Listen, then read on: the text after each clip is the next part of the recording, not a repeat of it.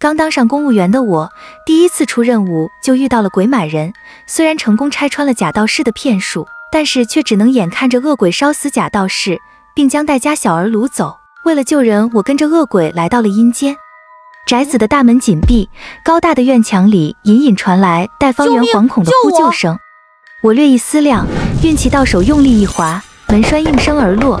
只是轻轻一推，厚重的宅门猛地砸在墙上，发出巨大碰撞声。我看向阴宅的正堂，似乎在举行宴会，人还不少。刚才这么大动静，这些人肯定知道我已经进来了。与其躲躲藏藏，不如光明正大的进去。如果用道理说服不了他，我还有流光拳可以讨教。事已至此，搏一搏，单车变摩托。我不再犹豫，大步朝着正堂走了过去。正堂之内，高朋满座，大大小小的鬼怪觥筹交错，推杯换盏，似乎正喝得高兴。奇怪的是，房间里鸦雀无声，仿佛一出默戏。汝乃何人？缘何来此？我本打算跟他直接摊牌要人，此刻心中却不由冒出了个念头。我自幽都而来，乃幽都使者，奉幽都之主之令巡视人间。殷怀远，你可知罪？此时方家宅邸中，杨理事带着2个探员匆匆赶来。老杨啊，出大事了！我就说让你派点老探员，你看看这现在可咋整？哎，杨理事面色凝重地看了一眼地上的焦尸，又看向沙发上不省人事的我和戴方圆。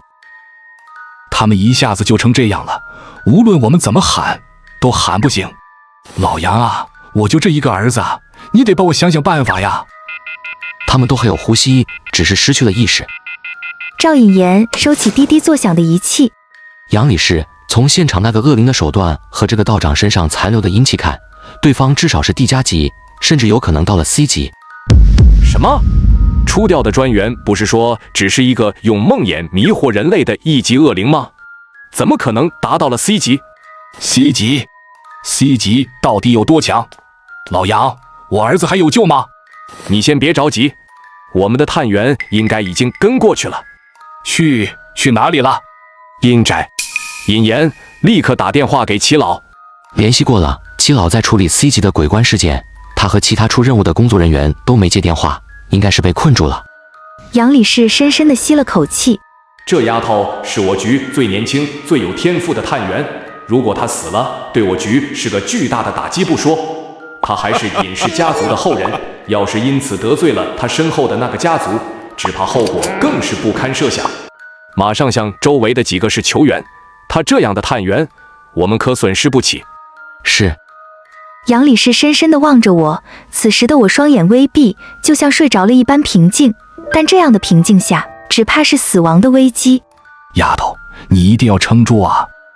鬼煞的身体轻轻地抖了一下，虽然很轻微，但这个动作没有逃过我的眼睛。我赌对了，这只600年恶灵的墓穴雕梁画栋，却刻意没有留下墓碑或是墓志铭之类刻下往生者名字的东西，显然是想隐去身份，说明这个名字对他来说可能有某种意义，不想轻易让外人知道。殷怀远沉默了一阵，抬手朝我行了个抱拳礼。原乃幽都之使，在下有眼无珠，不识尊驾，实乃失礼之至。殷怀远，你吸食小儿精魄，可是犯了幽都大忌，你可知罪？殷怀远眼珠子闪了闪。使者大人息怒，小的知罪，恳请大人网开一面，小的必有厚报。他拍了拍手，2个仆人抬了一口箱子走了出来。那2个仆人面容呆滞僵硬，虽然看着像人，却不是人，全都是陪葬人俑所化。殷怀远挥手打开了箱子，竟然是满满一箱子的银锭子。当场行贿啊！这明代官场的味道也太正了，不愧是猫鼠同眠，历史上贪官最多的朝代。殷怀远，你竟敢贿赂本使者，就不怕罪上加罪吗？殷怀远陪着礼，脸上却不慌不忙。使者大人，汝不语，无亦默然。幽都之高堂，岂有知者乎？连这话说的也很明朝官场。这只600年老恶灵不好对付，它的攻击能让人持续掉血，我估计耗不过它，得想办法先把戴方圆给带走，等到以后我有实力了，再来消灭这个老怪物。我故作冷漠地瞥了殷怀远一眼，心中努力组织语言，想让他教人。殷怀远看了看我，了然的点头，他他又拍了拍手，那2个仆人又抬上来一口箱子，里面是满满一箱子的金锭，金灿灿的黄金，闪得我眼睛都有些发直。这可是一大箱货真价实的金子啊，这谁顶得住啊？见我僵着一张脸没有说话，殷怀远脸色沉了沉，又拍了拍手。这次的箱子里是一些奇珍异宝，甚至有一些称得上是灵气的东西。不是，你这样显得我很贪婪啊。行了，看在你还算聪明的份上，这次我可以睁一只眼闭一只眼，但是你还需答应我2条。若是你应了，不仅此事我可替你瞒下，日后若有人在幽都之主面前提起，我亦会想办法替你遮掩。如果你不答应，如果不答应，幽都里头是怎么处理这些恶灵来着？拔舌、上刀山，还是下油锅？算了，少说少错，可别露馅了。使者大人请直言，若因某力所能及，定不辞让。其一，你刚刚抓走的那个小儿与我有姻缘，你得还回去。殷怀远的脸色阴晴不定，我的心中也有些忐忑。他不会拒绝吧？他要是拒绝了，就只能撕破脸皮大战一场了。想起他那防不胜防的无名黑炎，我忍不住吞了吞口水，暗暗运起周身，随时提防着他出手。不知道为什么，自从来到阴间，总感觉我身体里的那股气似乎壮大了不少，仿佛这方天地间有取之不尽的灵气，而且有意识般争先恐后的主动钻进我的身体。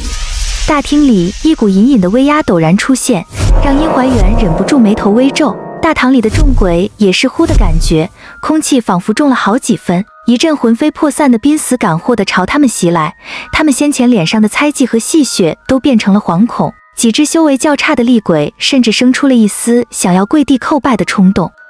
虽代家童子命格非凡，能助无力大增，然此女子气势超凡，恐非无所能招惹之辈。吾凭隐名诡道与万事甚微，放在幽洞木下前沿数百载，今距正果仅数年之遥，切不可轻率行事，自绝其途。殷怀远神色一凛，脸上陪着笑，恭敬地站起身行了一礼。使者大人宽心，吾即刻前笔归去。满脸惊恐的戴方圆被带了出来，见到我他飞快地冲了过来，我用眼神示意戴方圆不要说话，心里暗暗松了口气，又正了正脸色，不敢松懈半分。其二，你以后切不可再勾小儿魂魄，幽都使者无数，倘若你落了别的使者手中，证据确凿，我也没办法救你。你要记住，若是真有了那一天，你不识我，我也不识你，我们可从未见过。殷怀远眯了眯眼睛，露出了一抹释然的表情。大人宽心，尔等定不使大人为难。我满意的点了点头，不愧是600年鬼煞，果然好说话之进退。这几箱子东西送去方宅就行。说罢，我牵起戴方圆的手，转身就走。恭送使者大人。殷大人，此人虽有异处，然观其生魂之气及装束举止与吾等所闻之鬼差迥异，未必真为幽都使者。大人何故如是信之？吾之名讳，乃吾修行之本也。知晓吾之真名，实以握持吾生之命门也。吾临终前，已将世间所有记载无名之文献尽除之，即墨不立碑，不置名，令3界之中无人知吾真名。此子能直呼无名，定能翻越吾之生死不已。且彼周身之位，非寻常幽都使者所能及也。他眼底幽深，脸上露出一丝忌惮。且论之，若吾亲自行刺于彼，虽或可一击而中，然若幽都失去一使者，岂能不深究其责？吾已潜藏数百年，若祸端中归咎于吾身，恐无亦难逃刑戮之虎。是以唯有姑且忍辱负重，以金银财宝惠之。倘彼使者真能于幽都之中为吾隐瞒，吾或可因此多得一份安宁。原来如是。那宾客轻叹了一声，又像是想到了什么，顿时面露惊恐。尔等既已知无名讳，便断不可留。我刚出阴宅大门，就听到了身后传来的惨叫声。我没有回头，顺着来时的那条小路跑得更快了。跑着跑着，就看到前方不远处隐隐能看到一个光团，依稀还能感觉到活人的气息。光团里传出一些声音，是杨李氏。大地突然有震感，林子里隐隐有一些动静，一只巨手朝着光团挥去。我来不及多想，抓住方圆，直接朝着光团丢去。待方圆刚接触到光团，就骤然消失。不等我试着运气起跳，巨手已经挡住了整个的光团。血红的月光下，出现一张遮星蔽月的巨脸，仿佛神邸般居高临下的凝视着我。